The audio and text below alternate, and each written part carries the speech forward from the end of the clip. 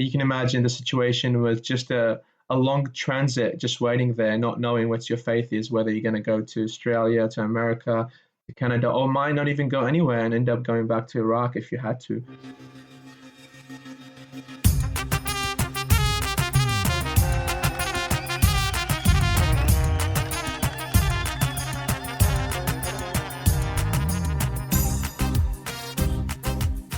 G'day and Shalom Aleichem.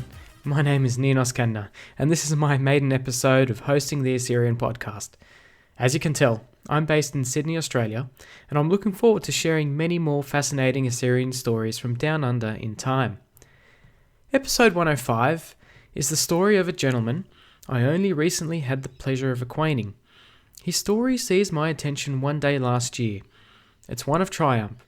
Born in Iraq, left at a young age, lived as a refugee in Syria, before having to start again in Australia.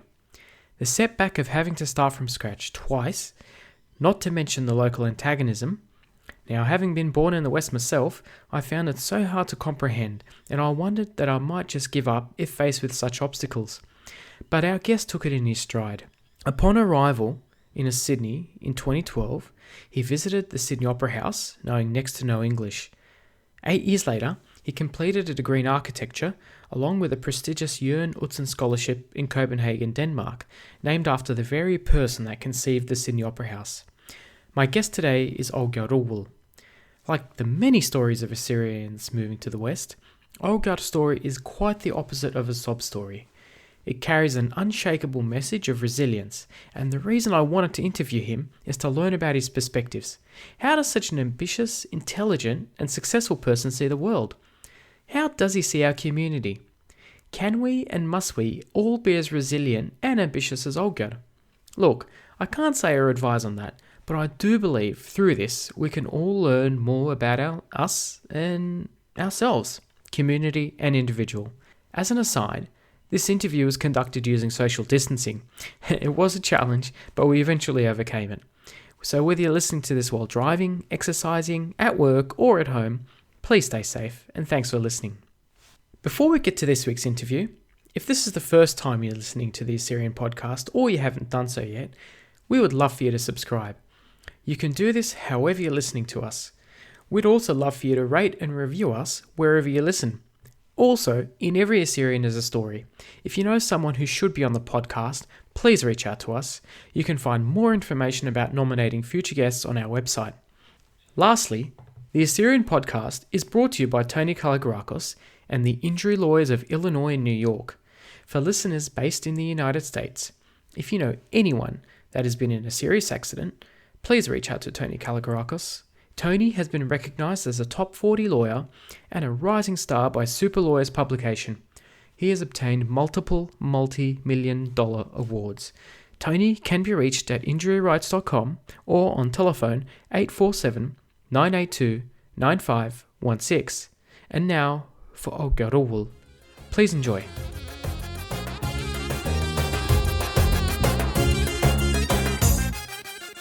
Awkar, thanks for joining us on the Assyrian Podcast. Thank you. Appreciate that. So how is social distancing treating you? Oh, social distancing, man. It's actually been so hard to kind of stay at home and work and now even study from home.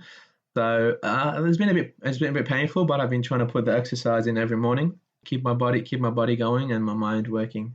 So it's going all right, I guess. And the weather's beautiful, so we can't complain. The great weather is not helping. It does, but at the same time, you'd rather it not be raining. You can just like put your feet outside of the sun a little bit, sit in the sun for like 5-10 minutes. It's better than having storms and thunder and make you just want to sleep. You know, we got to deal with what we have, right? And I think that's kind of my big philosophy in life. Just you have to deal with the card. What is it called? Hand of cards. Deal with the and cards you guys that are dealt play it to right. you. So yeah. Whatever situation we are in, we just got to have to try and make the best out of it, I guess. Indeed. So, Awkar, when were you born? Where were you born? What's your background? So, first of all, I was born in 1995 in Baghdad, Iraq, and yeah, I was born there, and then in Dora? No, in Baghdad Jadida. New Baghdad. Yeah, which is like well, it's in Baghdad, but it's technically called the New Baghdad because it was like meant to be a new suburb, but it wasn't the new suburb. Now, yeah, I was born in Iraq, and again witnessed the war in 2003, and managed to escape the persecution that was happening in 2006, and actually migrated to next door neighbors in Syria, and stayed there as asylum seeker for about 6 years, where I think it was pretty tough there as well. Some people, not some people imagine it as just like a journey. Oh, you just travel to another country. It's actually no. You had to start from zero there again. You had to start from zero, leave your family and friends all in Iraq and go to Syria. Also, they speak a different dialect of Arabic, so that meant that my Iraqi Arabic was a kind of a flag on my head. They know you're Iraqi, they know you're not Syrian, so then they treat you a bit differently. The people there are amazing. I love them, and I've had so many friends from there and good friends. But at the same time, some really racist people that did not like you. Where were you in Syria? In Syria, we were in the capital, Damascus. When was that? Yeah, so I went. Yeah, so I went there in 2000. From 2006 to 2012, we were in Syria, and I guess that was a big journey. That's when I think my journey started of trying to stand up for myself and do the best I can with what I have. And you can imagine the situation was just a long transit, just waiting there, not knowing what your faith is, whether you're going to go to Australia, to America, to Canada, or might not even go anywhere and end up going back to Iraq if you had to, because many people got stuck there and didn't make it out. So eventually we got kind of blessed to make it to Australia in 2012, 20th of February 2012, if I'm correct. So yeah, we managed to come to Australia, which we were, I think, happy about because we had some family here, uncle and aunties, and also more extended family in Australia. And I think I was praying to go to Australia because of the weather. I didn't want to go to Canada or anywhere else where it's too cold. So kind of got that my way. Yeah, so, and back to nothing again. Yeah, again, and there you go, exactly, back to square zero. By the time you built yourself in Syria and managed to have some friends and some relationships and connection, understand the area, I spoke Syrian Arabic really good that people would never believe that I was actually Iraqi. So again, you come back to Australia and then you start from zero. I remember how shocked I was when I got to the airport and I got the like, "How you going, mate? Good day. Welcome to Australia." G'day, mate. And I was like, "What is this? What is going on here?" And that was kind of the starting point for me because because I like didn't know much English actually. Like all I knew was, "Hi, my name is this, that." Like the really, really basic English, like really basic, and started from scratch again. And I think it was harder to start from scratch here because again, you have no, like, culture is very different. You get the cultural clash, you get the kind of financial starting from scratch, you get the building your home, not just house, having a house, renting a house, and actually build that home and that sense of a home in a different country and different context was pretty hard. Building those relationships, and I guess going to school and not speaking good English again put a big flag on my head and a big target for a lot of bullies and a lot of people that thought it was fun to make fun of the kids that quote unquote off the boat or migrants. Very harsh. And it was your second time dealing with this. Yeah, exactly. So that was kind of my second interference with it. But at the same time, this was a bit more, in a sense, harder in terms of at least with Arabic, you can speak some sort of Arabic to another dialogue and you can kind of defend yourself, but not knowing English and being laughed at every time you say something is pretty hard. It kind of tends to put people down and get them to become very enclosed and very not shy and don't want to speak out because they want to defend themselves because then people are going to make more joke about what they said. Yeah. And I think that was... I mean, did you find the Middle East more culturally similar? No. I think definitely cultural similarities, definitely. Again, there's different countries have different things, but again, in the context of the Middle East and the context of the Middle Eastern culture as a big umbrella, there's a lot of similarities between the Iraqi and the Syrian culture. But when you migrate from that culture, from that context to a totally different context, you kind of definitely do get a bigger cultural clash with Australian culture. Yeah. So I guess that was a bit of a challenge, but at the same time, I think my absolute biggest challenge was actually just the language. Because if you know the language, you can communicate, you can learn, you can defend yourself, you can make friends, you can speak in class, you can learn But once you don't know the language, that's, I think, the biggest obstacle for you, because you can't communicate and you kind of get stuck in the situation. So if you ever release a book, I am coming up with a title for you. Yeah? 3 zeros. 3 zeros? Yep. Why? Well, because you started from scratch 3 times. 3 zeros. 3 0. Iraq, Syria, and Australia. Yeah, well, Iraq, you don't start. I don't think you technically start from zero, because I guess this is the big thing that many people don't understand about the problem of immigration or migrating as a whole family. So I guess when I was born in Iraq, my dad worked really well, a really good job. My mom had established a house. We had connection. We know people. So you kind of are built within this network of connection, if you kind of imagine it like a network. And all of a sudden, you can actually tap into different network. You need connection here. You ask dad. You need connection there. You ask mom. You ask auntie. You ask uncle. That is all disappears once you come to Australia. Yes, you do have some extended family, and you can use their connection, but it's very limited. It's not like you're actually being born here and your parents are established, got a really good rhythm here. They know people know people, and just that instance, that support network in terms of financial or as well social network. When you start from zero with those two things, they're really, really painful. And that's why I salute all the migrant parents that come here, make it up, work, have kids, and grow their kids to the best way. I literally salute them, because it's such a hard job that is underrated by a lot of people. Indeed. Quite a number of Assyrians have arrived in the West post-1991. They've spent years in transit countries. They wake up each day not knowing what the future holds for them and their families. That uncertainty, like your life, it's on pause. It makes it so easy to give up, doesn't it? It is definitely really easy to give up. How do you give up? You've got all these struggles, right? And you've got all these hopes and all these dreams, hopefully, that you're trying to achieve or you're trying to get onto. So I guess a really big role that plays is kind of the circumstances that appear to you. So if you're faced with so many difficulties all the time, all of a sudden people start giving up, and I guess they lose motivation or they lose hope. And I think that's stronger than motivation, because motivation is nothing. But actually losing hope in life or losing hope in what's to come next is a really, really significant thing that happens to people. And I guess that's how they give up, because they can't imagine, they can't dream, they can't see the future. So imagine yourself being in Syria, stuck there. It's like an analogy for it. It's like a train station, right? So let's say you were traveling from Iraq to a destination, because you actually don't even know your destination.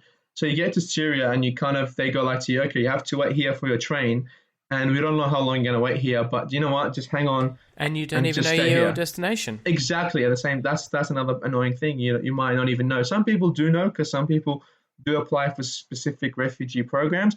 But in general, when you go under the UN kind of umbrella, they can actually send you wherever. And wherever is good, because you want to just go and start establishing yourself, because you know that Syria part is just a temporary station. And imagine living in that temporary station or that temporary situation for 6 years. And that seems a lot for us, right?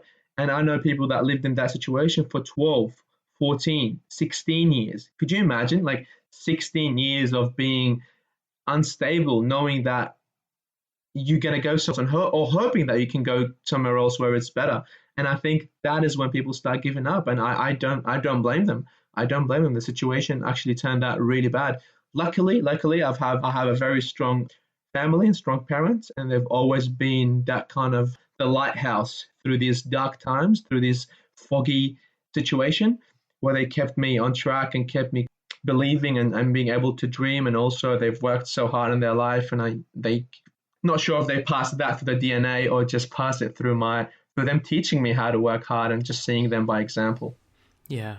So what year did you arrive in Australia? So I arrived in 2012, and I believe it was February, either February or March. I don't want to make a statement that I'm going to regret later, but I think it was 20th of February. Wow, 8 years. Yeah, it's been 8 years. Do you remember your first day in Australia? Tell us about what you did when you first arrived. So I do remember that first day, actually. We arrived in the international airport, of course. We didn't come on a boat. That's my favorite joke to everyone. Everyone's like, oh, you're a refugee off a boat? I'm like, no, actually off a plane. So it's a bit of a dad joke, but it's about it. There's a bit of a complex in Australia about being a refugee arriving by boat. Exactly, as refugees, all arrive on boats, but we don't actually, not all of us. Anyway, so we did arrive to the international airport in Sydney, and it was at night time, so I think it was like 6:30 or 7 p.m. Again, we were welcomed by my uncle and aunties and extended family, and that was amazing to see everyone there because we've not seen them for 12, 16 years, and I've not seen my auntie for 40 years. I guess that was really heartwarming because you get to see the people that are here, and it was really a big relief moment. Took a couple of photos, then went to my uncle's house, had dinner, and yeah, I think that's how the journey started. And then I think a second or a third day already, or second day, I had asked my cousin to take me to the Opera House because I really, really, I've seen the images of the Opera House. So the first thing you search on Sydney back in Syria when you had a really slow internet is a picture of the Opera House that pops up. And I'm like, I don't really want to go and see this place. So yeah, we did. I think on the second or third day, she took me and my brother to the Opera House. And I think that's kind of how the journey started, and registered in something called Intensive English Center in Cogra. And because they didn't let me go to the high school because my English was not adequate enough to go to high school because I wasn't going to go do good. So I went to this course and kind of tried to make my English as good as possible. And that period given to me, and then managed to actually get over that In how long did you complete that course? in a long time. I think maybe 2 terms, so 4 to 6 months. I think I was out of that situation and went to high school, and I think that's kind of when the journey started. Right, your journey to become an architect. What was it about architecture that really appealed to you? Did you always want to be an architect from when you were young? Well, I think I've always wanted to be a civil engineer, not an architect, because my dad is a civil engineer and a project manager, and I've always like kind of had that influence on me, and I've kind of always looked up to what he does and really enjoyed it. The Opera House definitely emphasized a big cultural thing in Australia, and also you look at the shapes, you look at the geometry that was created, and back then for the 15/16-year-old me, was a really big deal, and I really enjoyed it, and I really wanted to see it in person, because also that in my head made sense. Like, I'm in Australia. If I go see this thing, that means I'm actually in Australia. Kind of that confirmation. And since I got there, I loved it. And since then, every time I go to the Opera House, it just amazed me that I fall in love with it more and more every time, and I find a better angle every time, and I take a better photo every time, and it's just a masterpiece. Yeah, I absolutely agree. Whenever I go there, I still am struck by how beautiful that building is. Exactly. It's like every environment, if there is too much sun, not much sun, all that It's a piece of art. Exactly, it's a piece of art.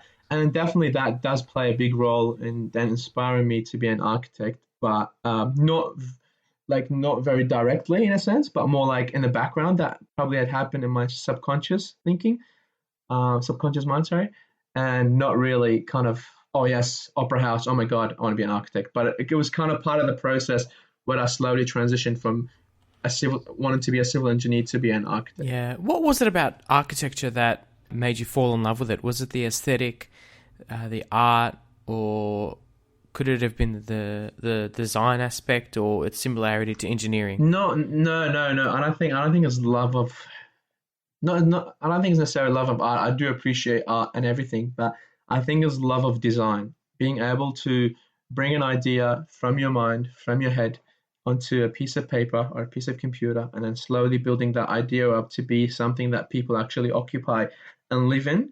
And also the idea, you kind of bring an idea to life in a sense, but also the effect you have by designing, whether they are product or architecture, that impact you have on people in terms of, yeah, it's just like giving birth, but to ideas. And I know it sounds a bit weird, but yeah, it's like imagine me thinking about this proposal or this architecture, and it's just in my head. It's a thought, and all of a sudden that thought becomes some lines, and those lines become a bit of a sketch, and that sketch becomes a 3D model, and 3D model builds, and slowly you get this thing that people actually occupy, and it all originates from your kind of small little brain cells, and that fascinates me. So yeah, and also I think is what inspires me from the Opera House and Jørn Utzon is that the legacy that architecture can leave for you as a person. That's right. And how Indeed. you can actually influence a whole country, not just a city, a whole country by that piece of architecture that becomes a national symbol, I guess. Yeah, yeah. I want to ask about purpose. You're obviously a very driven person. Did architecture lead you to your purpose, or did your sense of purpose lead you into architecture as a career? I guess it depends how you define purpose, right? So I think it's finding your purpose. It's a big journey, and I don't think there's ever an answer. In my personal opinion.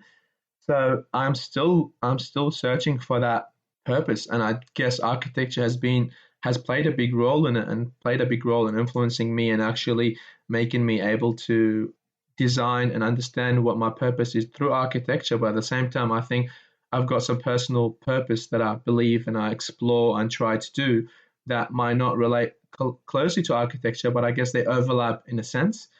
But at the end of the day, I don't think I can tell you whether my purpose has been fulfilled in architecture directly, but I think definitely it's been a great journey so far to actually try and find the actual purpose. And I think as a personal opinion, I don't think you ever kind of find that purpose is more like an evolving purpose.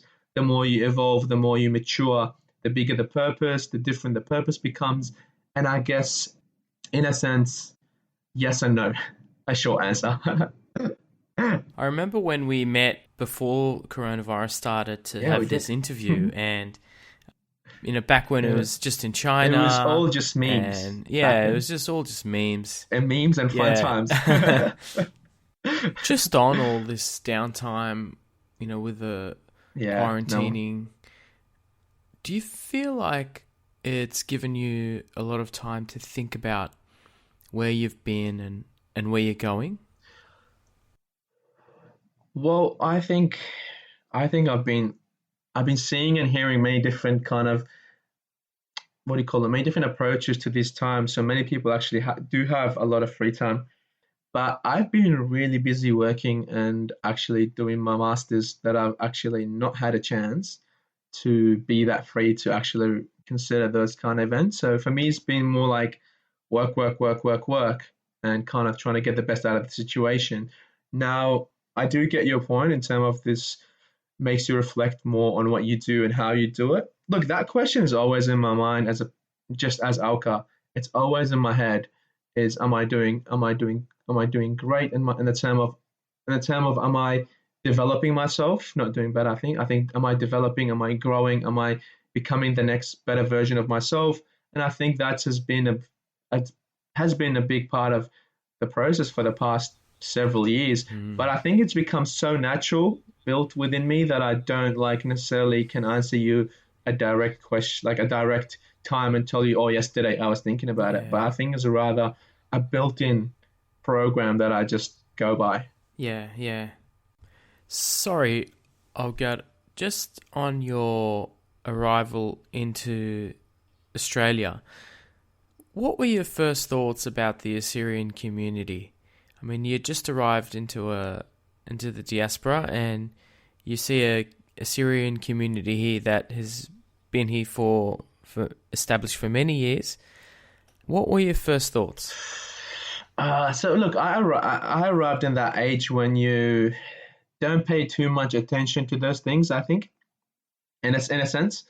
There's yes, I did see there's a big community. There is great churches, great activities, and really well-educated people that I've come across. And at the other end of the spectrum, people that totally give up. So I guess that the idea, I didn't pay much attention, to be honest, to that specific kind of moment of the Assyrian community. Because at the same time, I think what played a major role in that is that we actually lived away from where the Assyrian community is located in Sydney. So just to clarify for our viewers, most of the Assyrian community is located in Fairfield. Fairfield is about 35 kilometres or 20 miles west of Sydney. Roughly speaking, yeah. You are not living near Fairfield. Yeah, so we lived in an area called Rockdale. So which is, I don't know how many kilometers from the city, but I'll just use a drive. So it's about 20-minute drive from the city. I guess we came here because my uncle was living around these areas and we wanted some support while we established ourselves. And since we established ourselves here, it become kind of harder to move away because we've got, again, you build that network and we don't want to start again from zero. Well, not zero, but you don't want to start back again. But we'll see what's going to happen there. But initially, yeah, I got kind of put in this community where there is a lot of, it's a very mixed community. It's a very mixed community around these areas. Now, again, a lot of Middle Eastern, not many Assyrians, but a lot of Middle Eastern. So, for example, Lebanese, some Iraqis, but I think majority are like around Lebanese. But again, we don't want to gentrify this area, but rather the Macedonians, Greeks, so a lot of really different ethnicities, I guess, and that's what I'm trying to get onto. So really came across a diverse set of contexts and diverse sets of beliefs and communities that I came across, and I guess that kind of lifted my attention a little bit away from whether if I lived in Fairfield, I'd have been really focused on the Assyrian community as a whole, but rather, look, I was still involved with different youth activities and different things, but it just meant that being away from the community gave me the opportunity to kind of look at the bigger picture and see what other people and other communities are doing. And in a sense, I didn't have that sense of like, I didn't think of communities and backgrounds that much, but rather just like just individuals inspire me and I like look up to them regardless of their background. Sure. Do you feel that being away from Fairfield, from the Assyrian community, gave you any advantages besides gossip? Well, yes, and no at the same time, because again, you're still living in an Assyrian family, so you still live in that context, but just being that a step away or like 2 degrees away from that influence can be, well, at least for me, was a good thing. Yeah. Did you experience any bullying or antagonism when you were within the Assyrian community? Oh, yes, yeah. Look, I didn't experience much because everyone I came across was relatively nice, and I always used to go with either my cousins or relatives. So again, there was always someone there that knows these people. But generally speaking, yes, everyone, it was a bit comforting, but at the same time, you could see that people know you are new, and people don't like migrants in a sense, even though they're migrants or they're second generation, or first generation, or whatever you want to call it. But yeah, people get that sense of, oh, we are better, or like, oh, what is that guy doing? But anyway, it was in a sense, yes, I did get a sense of relief, but at the same time, I came across a couple of individuals that potentially ruined that kind of sense of relief. Yeah.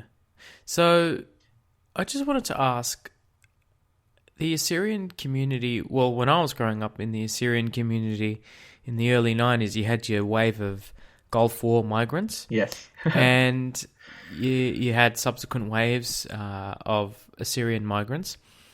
The one pejorative term that separated us from them was Tazatia, or TT, and that was a term that was bandied about to separate the recent arrivals from those that were more established here. Yeah, well, did you experience that term here? Yeah, so I think I've heard it, but at the same time, I'm telling you, like, I wasn't too involved, so I've heard a lot of that happen within the schools, or whether you interface with people that like kind of 12 hours a day or something, 6 hours a day.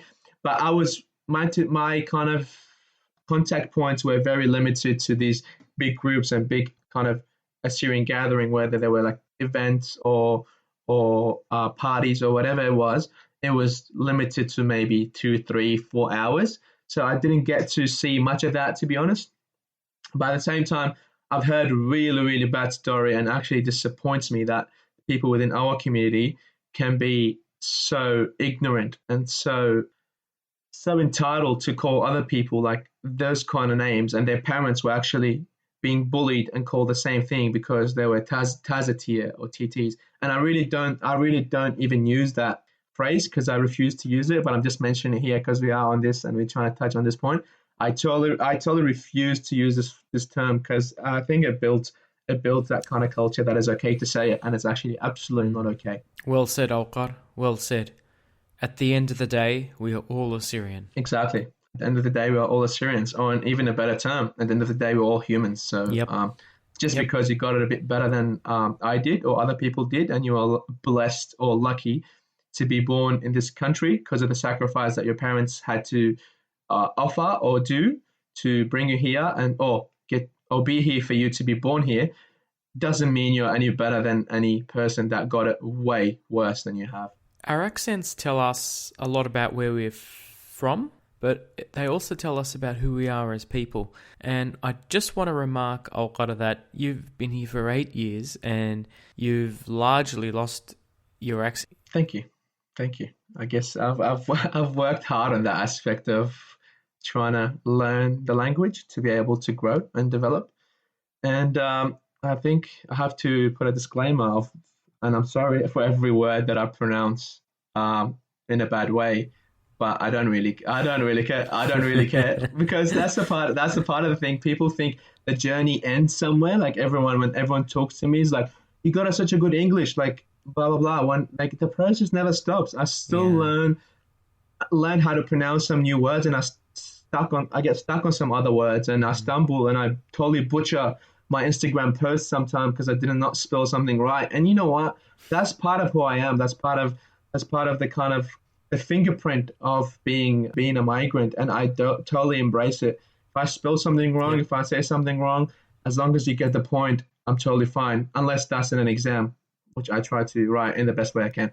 But otherwise, it's actually such a big thing because it never stops. Like I always think, oh, I'm getting English, I'm getting better, but always you learn something new. You come across some amazing academic or amazing lecturer that is speaking in such a high terms, and you try to catch up with all of that.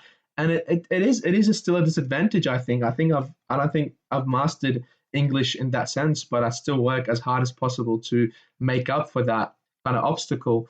So I guess with that, I'll share what happened in the beginning and how I think I got better. I think kind of reverse engineering my process, how I got better with English was that, first of all, I was away from the community, as we mentioned before. And yes, although I could use Arabic to communicate with some people, I refused to do that. I was trying to use English, not because I was ashamed of my Arabic or Assyrian, or I wanted to isolate myself because, quote unquote, people be like, oh, or you're not speaking Assyrian because you're ashamed. Not because of that at all. I'm super proud Assyrian, but because I wanted to develop my English. And again, I got close. I had friends that come from non-Arabic speaking background, so I had to speak. My best friend, for example, from the Intensive English Center is from Kenya, and we pretty much had to speak English to each other.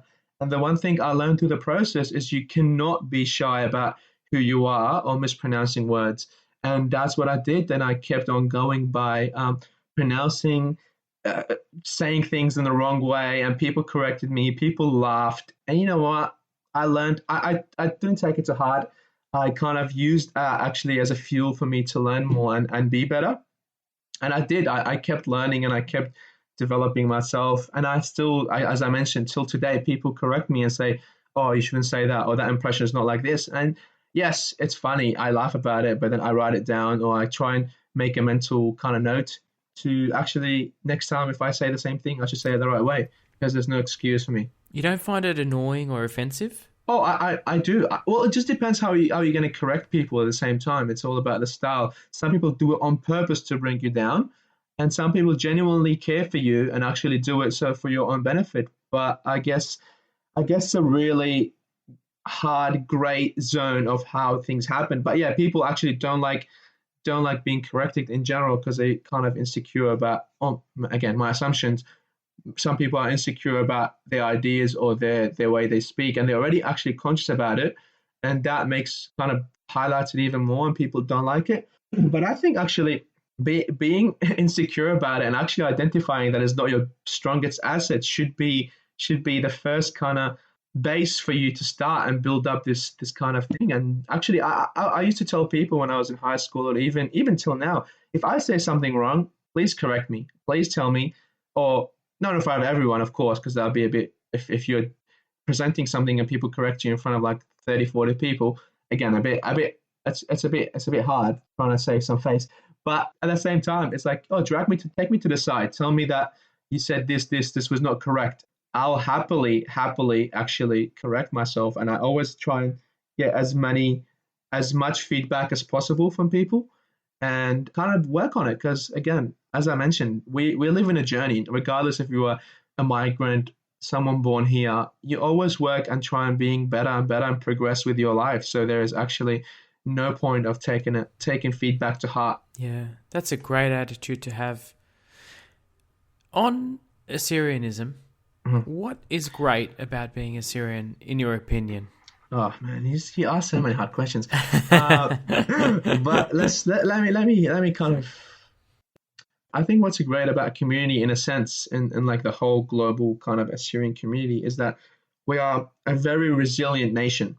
We've been through so much, so much, and again, so much, and yet we come across to the other side, in a sense, and in a comparison, always better. I think, at least my personal beliefs are that we kind of, there's always really big obstacles, and I don't think even big is the right word. It's like enormous obstacles, detrimental obstacles that have come on our nation and on our people, and yet the people actually come across on the other end with a better view, or somewhat manage to rebuild their lives, or kind of develop, in a sense. So that, I'm not sure if that's been kind of programmed in our DNA or something, but I think we do that relatively very well. We've lived through a lot, and I think as a general nation, we do that in a very good sense. We come somewhere, we've had so many genocides done against us, so much persecution, yet we come across as we come on the other end, being optimistic and being able to, at least a majority of us, being able to develop. Now, what we do really well in the community here is, I definitely think there's a lot of good people around. There's a lot of inspirational people in our community here in Australia and in Sydney in particular. And I think the sense of also helping communities. Now, maybe that's a bit, and again, people are not going to like me saying this, especially the young ones. Maybe the younger generation don't feel it much, but the older you grow, the closer you become to your community and the more you want to help. So that sense of community and that sense of someone looking after another is actually, it's a big thing here, especially in the older demographics, if I may say. And again, this is a really big blanket statement. And again, there is young people that are amazing, absolutely amazing at supporting and helping other people. But generally in that older demographic, you see that a bit more. And that's really, really inspiring, especially for new arrivals, for people that are migrating, for people that are building their life from scratch, from zero. We've got a lot of support. We've got a lot of initiatives from whether it's a church, whether it's the Assyrian communities themselves, doing so many stuff to support other people. And I think that's definitely pays in the long run. Yeah. What would you like to see improve in the Assyrian community? Putting on an Awkar lens, how would you see improvement? Putting a lens, and I'm going to just go from my age group or what I've seen through my own experience. So a lens of Awkar apply to that problem, because there might be bigger things that we could improve on that I've totally missed. But this is my vision. What I've seen, I've kind of come across, again, many Assyrian from the younger demographics. And as much as I love their passion, there's some really smart kid and some amazing kids that the theme that I keep seeing appear all the time through my engagement with our community is that we are very secluded, or we try to be very secluded. We kind of live, if you live in Fairfield or Fairfield areas, you're very surrounded by the Assyrian community. If you go to an Assyrian school, you're surrounded by Assyrian people. And if your best friends and family are all Assyrians, then literally you live in this bubble of Assyrian, right? Yep. And that's not necessarily a bad thing. It could be a really great thing. But the theme that I see through an Awkar lens and the Awkar experience that I've been in contact with these people, and again, some people have done really great and come across with a lot of amazing stuff from that. But at the same time, the majority I've seen is that our youth is not open to other ideas, does not question, is not critical about different things and different themes that are imposed or told to you by other people just because you live in this bubble, right? Yeah. So I guess it's my biggest kind of advice to the young people when I speak in schools and stuff is travel a little bit. Not now because we've got the COVID-19 pandemic, but when you get a chance, travel actually a lot. Travel, because that opens up your eye. You think you are such a big deal in this world, but then also you start traveling and you realize there's so many different cultures, big cultures, interesting cultures, totally different to yours, that are going to challenge your way of thinking, going to challenge your beliefs. And I think that's part of growing up. You cannot get stuck in this bubble. At the same time, a lot of the things that happen is that these guys get stuck in, whether they're in school or that community, and all of a sudden they go to universities or college or whatever you call them, and all of a sudden they get shocked by the amount of different opinion and how other people are actually very opinionated, and they'll start questioning your sense of belief and who you are and how do you represent yourself. And all of a sudden, just because you lived around the Syrians, you can't explain yourself very well, because you always get that sense of, oh, he knows who I am, Assyrian, Asura, whatever, and they get to know everything about your culture, and people start questioning you. People that are foreigners have never heard of Assyrians ever, never ever, and they're like, oh, who are these people? And all of a sudden you have to explain yourself. And I think we do good, but I think that's one of the things that we should work on, especially our youth should work on, is travel. Yes, the internet is good and you get to learn a lot more about people through the internet, but at the same time, first-hand experience, travel, different countries, different cultures, see what people do for a living, how they live, what do they do. All that is going to influence you and make you grow as a person. And I think you come back with that better sense of community and how other people are doing it, and actually start criticizing some of the things within the system, the Assyrian system, that actually need to be questioned. It seems like you're asking for more critical thinking in the community. Exactly. Critical thinking and critical kind of improvement. You need that. You need that to happen for us to develop. Yeah. Would you regard it as an obligation for more critical thinking among the Assyrian community? Yeah, I think it's a kind of, what do you call them, citizen duty. Yeah, like citizen's duty. Yeah, you have to be a critical thinker. Otherwise, what are you doing? Just working, eating, and sleeping? Like, you need to some sort of critically think about different things and different information, and be able to filter actual information, what's true and what's not, and be able to stand up for yourself if you get questioned or if you get kind of in a messy situation. Sure. In light of what you just said, what would be your message for young Assyrians today? Well, I think the world we live in right now, it's a very global world, right? You come across so many people, so many sets of beliefs, so many ideas, so many different nationalities, so many different contexts, political contexts, and you just gotta have to be able to understand the other person's opinion and the other person's that comes from totally different background and does not care that you're Assyrian, but rather cares who are you as a person. So what are you going to say then, and how are you going to deal with that situation? And again, our institute do some great work. I'm not trying to deteriorate any of that. They do great work, and they've been doing a lot of amazing work. But at the same time, I'm challenging our youth to kind of explore a bit more and be more open-minded. Yeah, which in turn helps create more robust institutions and develop on it. If you've got given something and you're not going to keep doing it the same way. You're going to have to criticize it. All right, it's been working. 1, 2, 3 has been working really well. 5, 6, 7 is not. We can improve on it. Let's improve on it. And that's how you're going to build a better system. And then you hand it on to the next generation. And they go okay, actually 1, 2, 3 is not working now very well.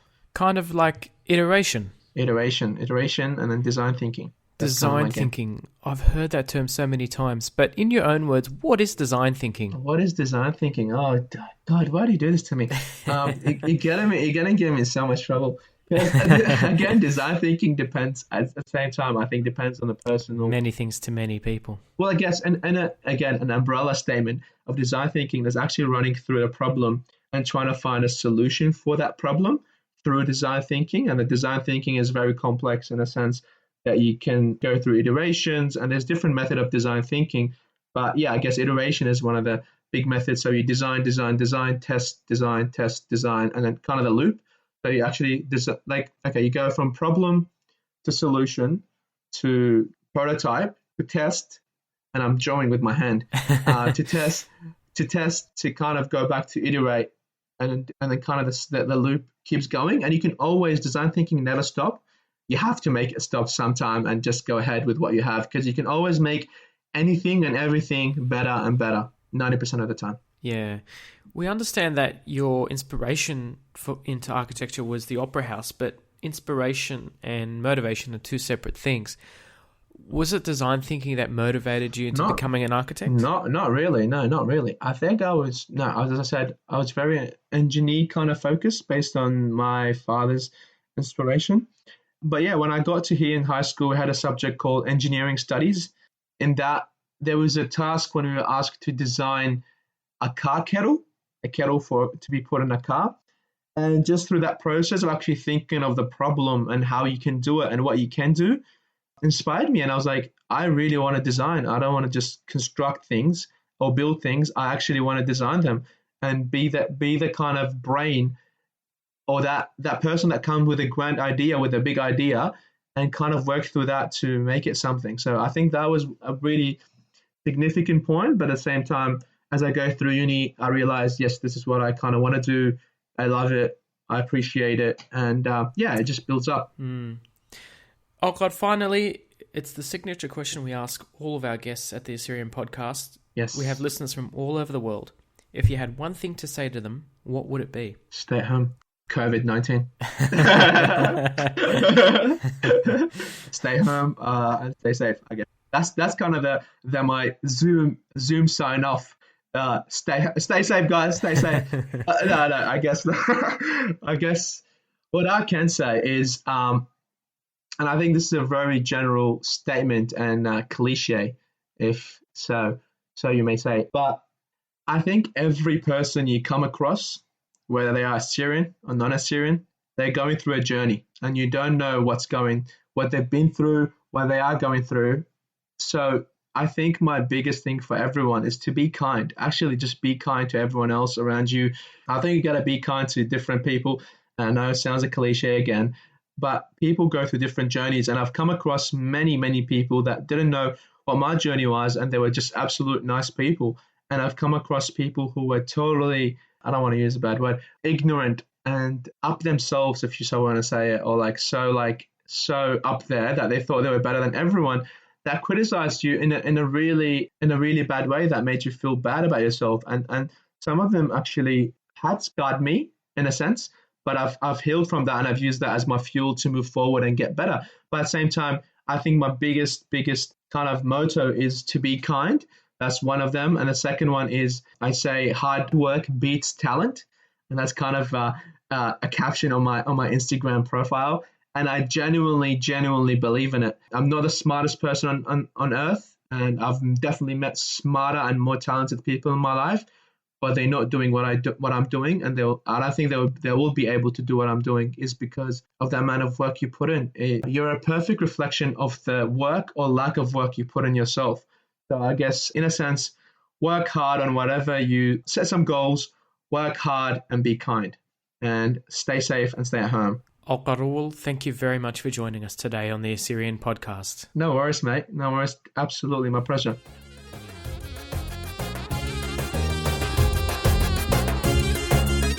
Thanks for listening to another edition of the Assyrian Podcast.